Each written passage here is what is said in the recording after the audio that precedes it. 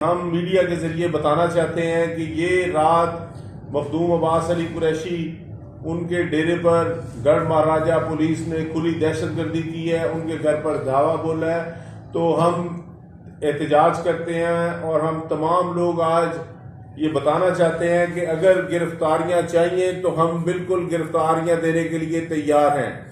جنگ کے صوبائی اسمبلی کے حلقہ پی پی 130 سے پی ٹی آئی کے سابق ایم پی اے رانا شہباز احمد نے کہا جنگ پولیس نگران حکومت کی اعلی کار بن کر پی ٹی آئی کے عہدیداروں اور کارکنوں کی بلا جواز گرفتاریوں اور ان کے گھروں پر چھاپے مار کر انہیں ہراساں کرنے میں مصروف ہے، لیکن ان اچھے ہتھ کنڈوں اور ریاستی دہشت گردی سے پی ٹی آئی کے کھلاڑیوں کی وفاداریاں تبدیل نہیں کروائی جا سکتیں۔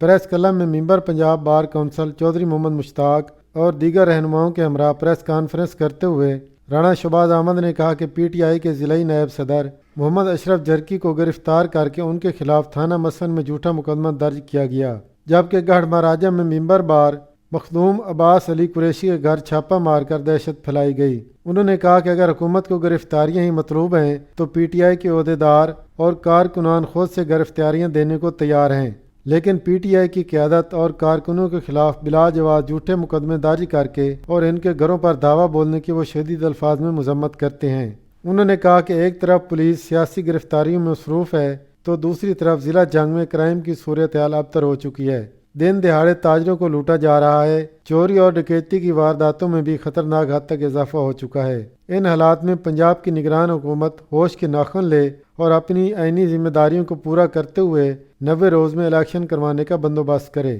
پریس کانفرنس سے خطاب کرتے ہوئے پی ٹی آئی کے رہنما اور ممبر پنجاب بار کونسل چودھری محمد مشتاق نے کہا کہ اگر پنجاب حکومت اسی طرح بلا جواز گرفتاریوں کے سلسلہ کو جاری رکھے گی تو وکلاء رول آف لا کے لیے احتجاجی تحریک شروع کر سکتے ہیں۔